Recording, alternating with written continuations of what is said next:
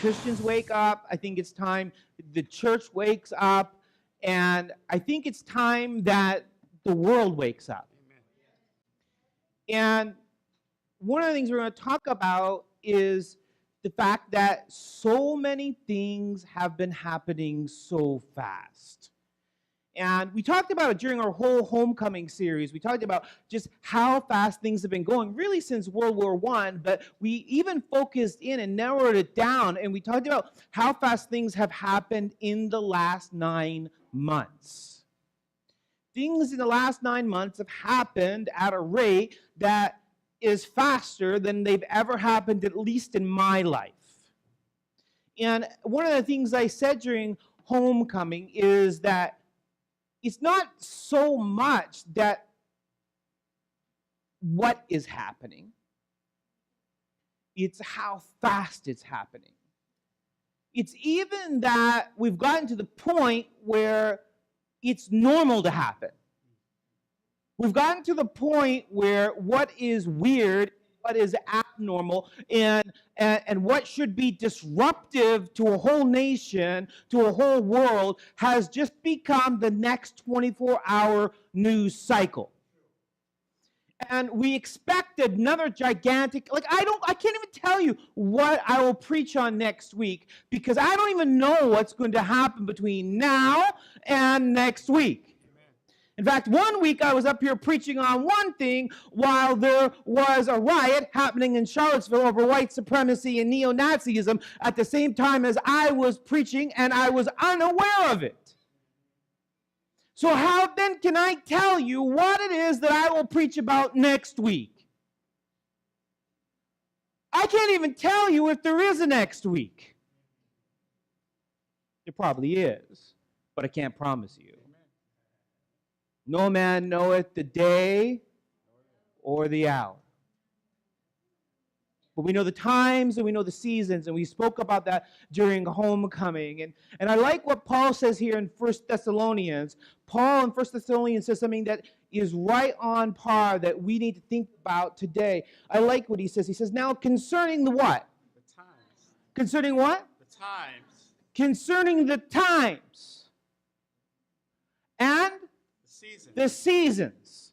Concerning the times and the seasons, Paul says, brothers, I have what? No need to have anything written to you. In other words, what Paul is saying, considering the times, considering what's going on, considering the seasons. No man know the day nor the hour, but they know the times and the seasons, right?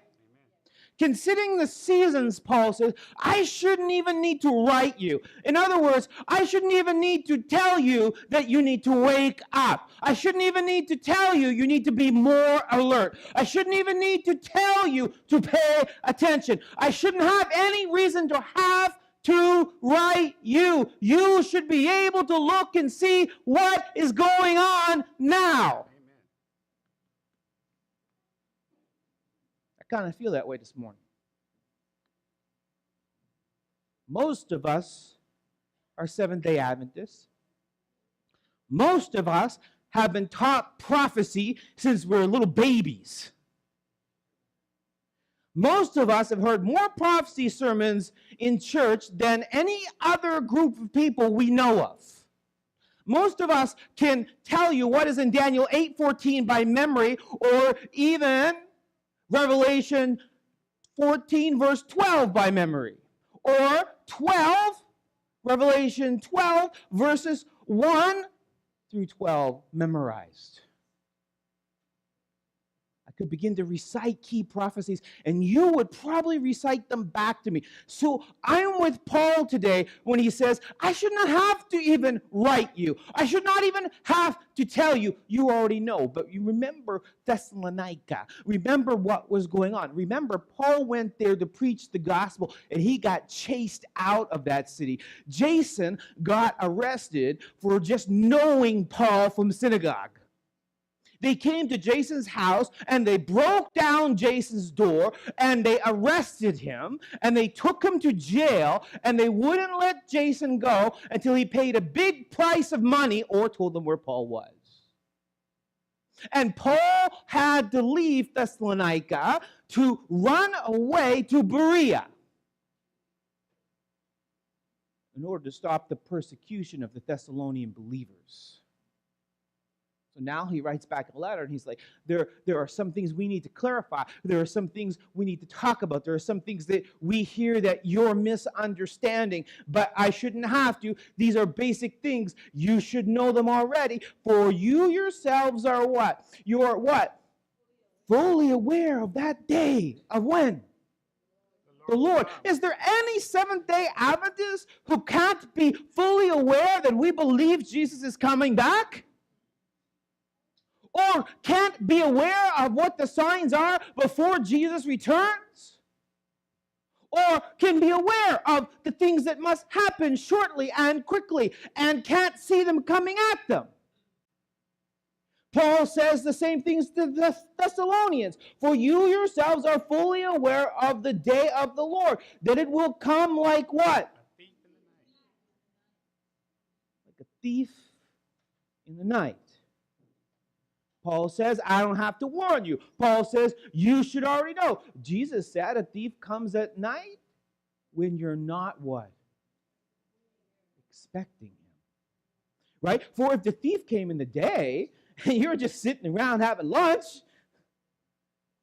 you would see him. Right?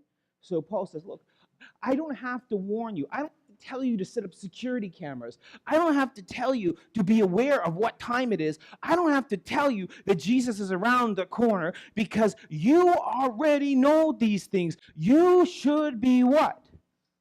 Aware. While people are saying there is peace and there is what? Security. Then what? Sudden destruction. Then what? Sudden destruction will come upon them. Sudden destruction will come upon them like what? Labor pains. Labor pains comes upon A pregnant woman. pregnant woman, and they will not escape. Oh, Rial, I see you smiling back there. Rial, you will not escape. Grace, you will not escape. People can speculate. People can say it's not that bad. People can say it won't happen. People can say that there's peace, there's security. Don't worry, go do your checkup. Everything's okay. But when you feel those labor pains, Grace, Rial, then the reality of what happens next is what? Unavoidable. And that's kind of where we're at now. We hear about North Korea. We hear about an ISIS attack, and you know what? It's almost crazy at this point because ISIS is attacking not only Christians, not only Americans, not only Europeans. They're attacking Muslims and fractions of Muslims who they disagree with. There is no peace in safety. But when we watch the news, when we listen to the news, when we listen to our politicians, when we listen to our leaders, they're like, "Don't worry, we have it under control." You listen to the president, he says one thing about North Korea. You listen to his advisors, they say another. But they'll say, don't worry, we've got it. One says we have it because we have a deal going with them and we're talking. The other says, don't worry, we have it because we got a plan to take care of them. It doesn't matter who you listen to, which way they say it. The fact of the matter is nobody can promise anything. And when these contractions keep coming, people can say what they want to say. But contractions that keep coming mean what? A baby's coming. But all I'm saying is the events are faster and faster and faster. We can't even any longer get week to week. I don't know if these are the baby kicking around. I don't know if the baby's getting restless inside. I don't know if labor pains began. But we know this. there will become a time when we will not be able to slow it down. They will say, we got it under control. Don't worry. Just vote for me or vote for him or vote for her or vote for whatever. We got it. They don't. When they say what? Peace and safety. When they say, don't worry, just vote the right way. You know what? There is no right way anymore. It's all chaos. It's all lies. It's all nonsense. Jesus is now the only way. Jesus is now the only truth. We don't need a president to lead us. We need a king. And not from the White House, from the Great House, from the New Jerusalem. And that's where our only solution is going to be from. That is where our only security can be found. That is where there is only real safety. All others are just as good as a politician's promise. If you're still believing in politician promises, then you stay in partisan politics, but I'm going with Jesus. Because Jesus is the only safety. I know Paul goes on to tell us. He goes on to tell us, but you are not what? You are not what? You are not in darkness, brothers, for that day to surprise you like a what? Like a thief. You are not in darkness for that day to surprise you like a thief. We can see what's going on. We can see that the world is pregnant for disaster. We can see the world is pregnant for death. We can see the world is pregnant for disease. We can see that the world is pregnant for destruction. We can see that the thief is at the window because we're not children of darkness. You're not those who he says are uninformed. You are not those who he said in chapter 4, which we didn't look at, who are ignorant. You are those who know these things. So when you hear the rattling at the window, you know the thief is at hand. For you are children of the light and children of the day. And we are not of the night and we are not of the darkness. So let us not what? Sleep. Where? As others do. But let us what? Keep awake and keep what? Sober. There are some people, they're just having a good time. How did Prince say it? We're going to party until it's what? 1999. We flew right by and the world didn't end. Let's keep the party going, right? What did Paul say not to be? Asleep? Or what? Drunk. Okay, there are a lot of ways we keep ourselves drunk. Some people keep themselves drunk with literal alcohol. Some people keep themselves drunk with substances. Some people keep themselves drunk with entertainment binges. Some people keep themselves drunk with current news. And it's like if I just know who to vote for, or if I just know what's happening in the news, if I just there's some people who they don't even ever leave their phone to keep checking to see what's happening. There's nothing there. What did he say? Don't get drunk. Be what? Sober. In the book of Revelation, it talks about those who have become drunk with the what? The wine of Babylon. The wine of Babylon is the teachings of the mingling of religion and politics together, where they think that they're going to somehow save the world through this. I'm going to tell you, there is no saving the world except for through the gospel. There is no saving the world. We're not going to save it by nation. We're not going to save it by region. We're not going to save it because if we're this color, we're in a safe place. If we're that color, we're not. Or if we're of this descent, we're okay. And if we're that descent, we're not. No, no, no, no. No. If you are in Jesus, that's it.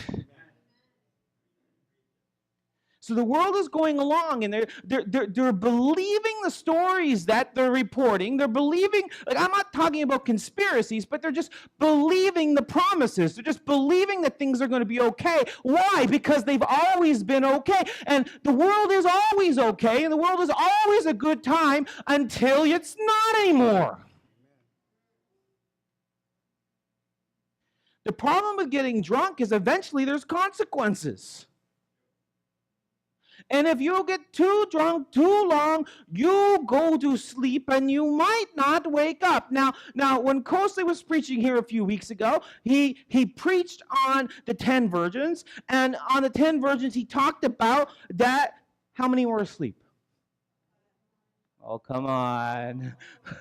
He preached on 10 virgins, and how many were asleep? All 10 were asleep. If you get drunk, you're going to fall asleep. Trust me, I've been there. Jesus said that all 10 fell asleep. And you know what? It's not wrong to be asleep. Think about it. The parable of the 10 virgins, it's the night before what? You want to be getting some sleep the night before your wedding, right? No one wants to be falling asleep up here at the altar, right? Right? You want to get some sleep on the night before your wedding. It might be hard, but you want to get some sleep on the night before your wedding. But what else do you want to do? All 10 were asleep, but how many got up in time? 5. It's not about if you're asleep. It's not about if you've been asleep. It's okay to be asleep. No one can stay on a raw nerve all the time. There has to be time for sleep. There has to be time for rest. There has to be time, particularly right before Christ comes, to gather ourselves to be balanced. But we must wake up. What's the difference between the two groups? One woke up in time to what? Trim their lamps. The other did what? What I used to like to do. Hit the snooze button. How many of you got snooze buttons? Hit the snooze button. Hit this. Just 5 more minutes. Just 5 more minutes. All right? I know. I can see it on your faces. I know what it's like. It's okay. But that first alarm better go off early. And you better know how many times you hit that snooze button. And if you want to think about everything that's been going on, just you can kind of think about it, Marvin, like God's alarm clock to us. And it's like, it's one thing to hit the snooze button, but what happens when you hit the snooze button? 5 minutes later, what? Another alarm goes off. What happens if you hit the snooze button again? Another one goes. What happens if you hit the snooze button again? Another one goes. What happens if you reach over and just flick that thing off because you're tired of hitting that snooze button? You're going to miss your wedding. Right? So Jesus keeps sending us alarms going off.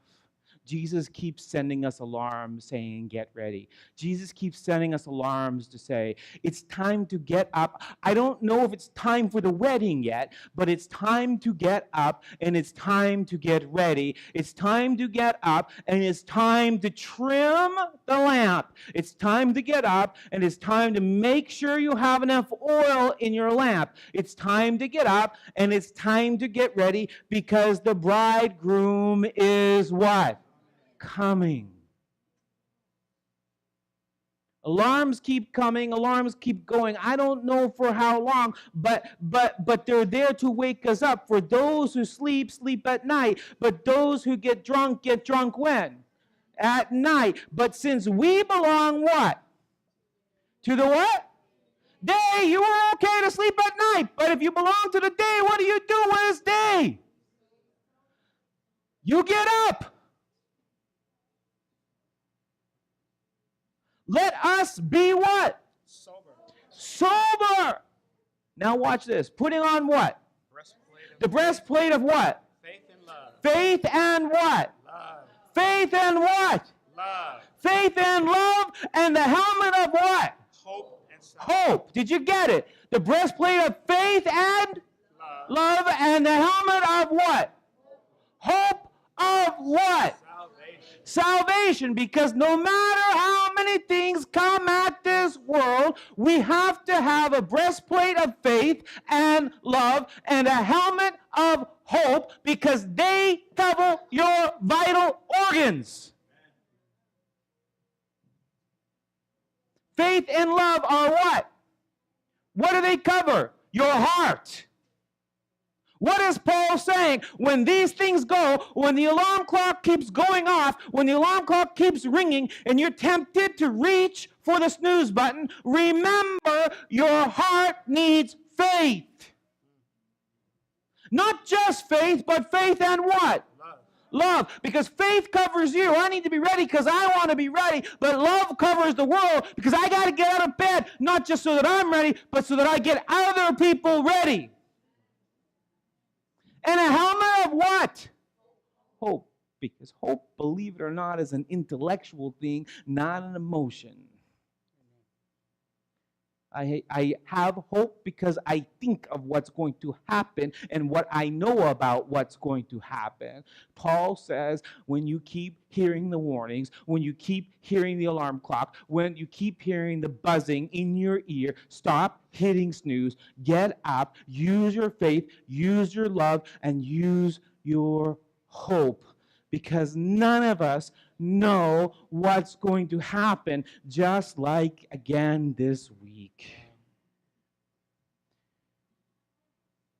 They were just going to a concert. 500 people shot? I hope you didn't watch any of the footage. There's lots of footage out there from people's cell phones and so forth. I hope you didn't, but if you did, you might have seen things like people standing there singing along songs and then they're not. You might have seen things like people sitting. There's this guy he's being shot at, and he doesn't even put down his beer. Everyone around him dies for cover, and he's holding his beer up and making a rude gesture towards the shooter. That's drunk. And what happens next is why Paul said to be sober.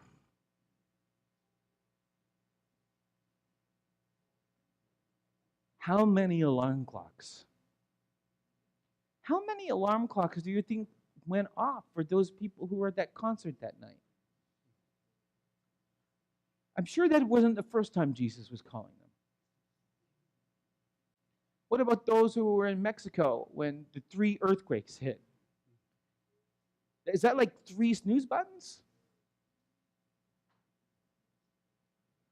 What about those in Puerto Rico? Or some of those islands that were completely flattened?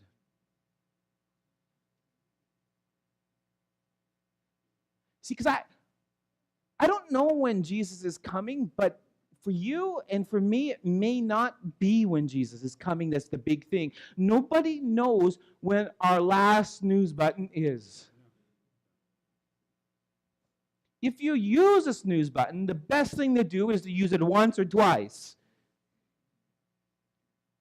But if you get in the habit of using a snooze gun, then nobody knows. I mean, we like to play this game. Well, I know this about prophecy. I know that about prophecy. This has to happen first. That has to happen first. I got enough time to take in this movie. Or this life event. But you don't know what's going to happen between now and then. That's why Paul says, I shouldn't have to write you about the time. I shouldn't have to write you about the season. I shouldn't have to write you about when Jesus is coming. I shouldn't have to write you about what's going to happen. Next week, we're going to be looking at it when Paul says, he says, I shouldn't have to write you about the man of lawlessness, the man of perdition who's coming upon the world, and the fact that most of the church is going to fall away.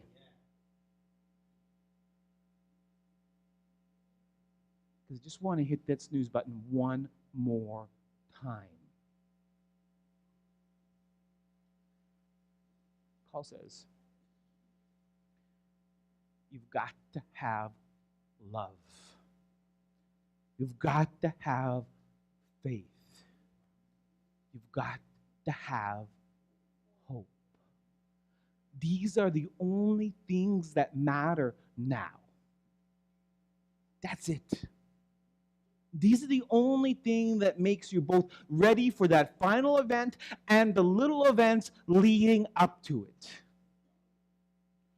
it. That's the only thing that makes you ready for both the labor pains and the birth. Love, faith, hope. They cover all the vital organs. And jumping down to verse 11, Paul says, therefore encourage one another and build one another up just as you are doing. And that's what I'm doing now. I am encouraging you. I am building you up. And I am doing it now because I want you to go out there and I want you to use faith. I want you to go out there and I want you to use love. Because not everyone has the faith that you have. So you have to have the love to give them faith so that they could have the helmet of hope. Because just because you understand what's going on doesn't mean that they do. And they're making very bad decisions because they don't have the love, they don't have the faith, and they don't have the hope that you do. I would hope that we would have the faith and the love of these three men. These three men exemplify what the church should be. The first man, Officer Dean, was a fire officer, is a fire officer. And he was at that concert just having a good time. He said that he wanted to go and he wanted to just blow off some steam after a hard week's work. So he went to this country concert, and he got out in time. And he went to the police, and he led them back into where the casualties were. He led them back around, because he had love for those who were already hit. The police said to Dean, go back out, you're safe, we know what to do, we got this. And Dean said, no, I have work to do. And the police said, you are not on duty. And he said, I have work to do, follow me. And then there's Officer Hartfield.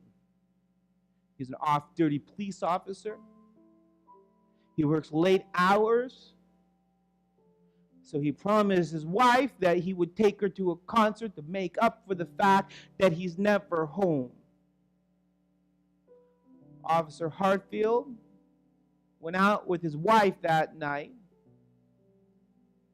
and she went home. She went home safely because he led her out. And when he found the exit out, he kept leading other people out. And he kept yelling, this way, come this way, and urging the crowd. And hundreds got out because his wife got out. And he was shot dead for pointing the way out. And then there's Taylor Winston. former Marine, no longer on active service. People were mowed down all around him, he said. He also got out and stole a pickup truck. Found a pickup truck in the parking lot with the keys in it, smashed the window, got in, drove that pickup truck right back in to the madness. Filled it up with bodies and beeline to the hospital. Came back for a second trip in. Shooting was over, but he came back. The next day, he returned the truck and the keys to its rightful owner. And said, I didn't mean to steal your truck. I just needed to help some people. I hope you don't mind. He had love. He had faith. And he gave hope to others. You are so fortunate. You are so blessed. You are so amazing because God in his richness, God in his kindness, God in his goodness has told you the time. God in his richness, God in his love, God in his compassion have told you the season. God has informed you of what is happening and why is happening, but there are so many people out there who have no love. They have no faith and they have no hope. We cannot just get out of the shooting pin alive.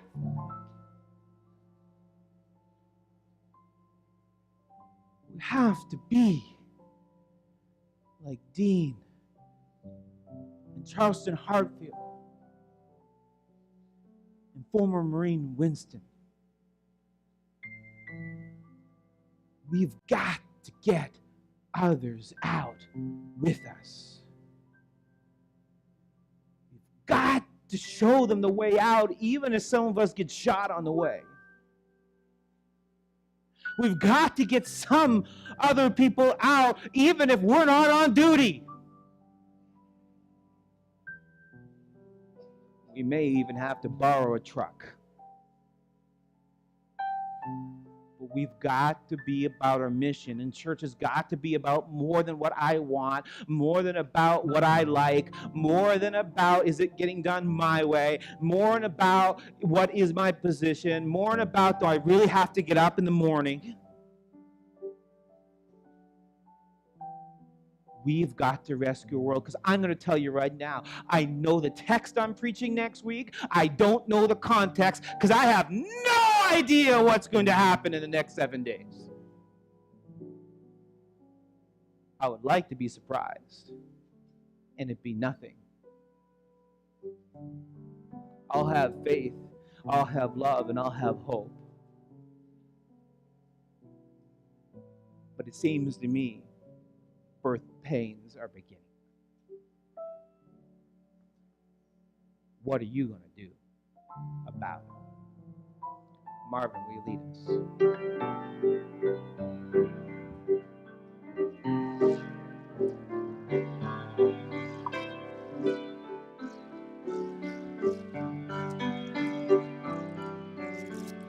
Softly and tenderly, Jesus is calling, calling for you and for me. At the heart's portal, he's waiting and watching, watching for you and for me. Come home, come home. Ye who are weary, come home.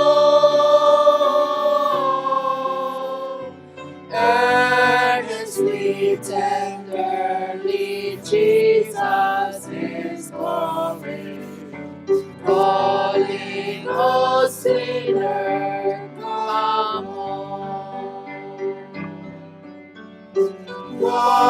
Why should we tarry when Jesus is waiting for you and for me? Why should we linger and heed not His mercies? Mercies for you and for me. Come on, come on, ye who are weary, come on. Earnestly, tenderly, Jesus is calling, oh sinner, come home. We just sang. Why should we tarry when Jesus is pleading? Pleading for you and for me. Why should we tarry when the world is going to hell around us? Why should we be lazy Derrickle, just going for a stroll like nothing matters? Where the very institutions that we have believed in for several hundred years are crumbling before our eyes. Why should the church be blind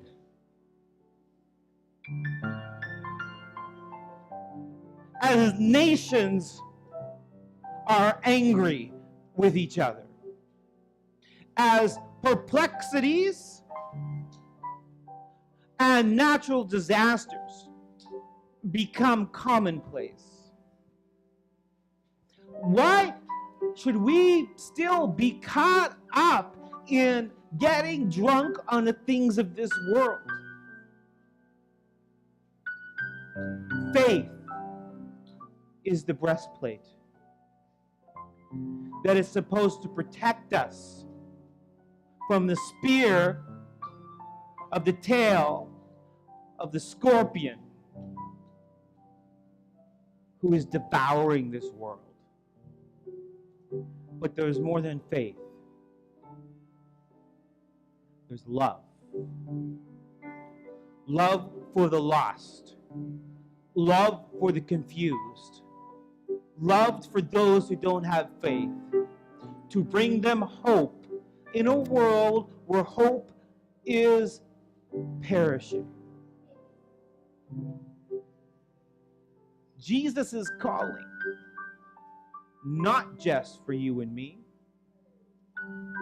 Jesus is calling for you and me to be the voice in the wilderness, to be the Elijah message, to preach the good news of John the Baptist, to call sinners to repentance, to prepare a world for the return of Jesus.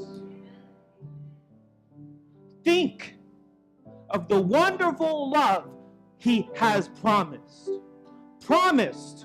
for you and for me. Though we have sinned, His mercy and pardon is for you and me and the world, who will never know unless you have the breastplate of faith, motivated by love and hope for them. If you need to be baptized, make that decision. If you need to prepare, why do you delay? I don't know if there will be another day. If you have loved ones why don't you share some sermons with them? If you have loved ones, why don't you forward our YouTube videos from homecoming? If you have loved ones, why don't you invite them to church? Because I tell you what, I don't know how long, I don't know the day, I don't know the hour, but I know this: there won't be forever to give them that opportunity. Let us move while it's still day. Marvin, lead us again.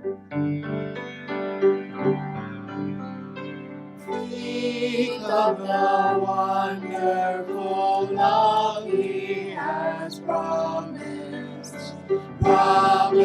for you and for me. Though we have sinned, He has mercy and pardon for you and for me. Come home, come home, ye who are weary, come home.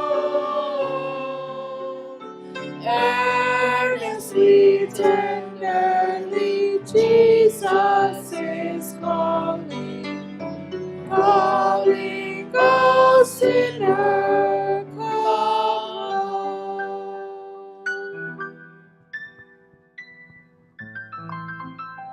Dear Heavenly Father, if there is anyone in this room who have not made their decision, if there is anyone in this room who have not come home, if there is anyone in this room who still need to be baptized, if there is anyone in this room who still need to make 100% commitment to you, if there is anyone in this room who is still rebuffing your Holy Spirit, Father, if there's anyone left, let them come home. Let them come home now. Pour out your Holy Spirit. Use your might. Use your power. Use your compassion, because anyone living in this day and not seeing the time is someone who is not hearing the voice of God, the Good Shepherd, the Holy Spirit speaking in their ear. Father, forgive us for not being about your business. Forgive us for having the audacity to have faith without love and not sharing hope. Father, I pray not only anyone who needs to make a decision makes one right now, I pray that everyone makes a decision to live their life for you and to do their part in preaching the gospel. In Jesus' name, amen.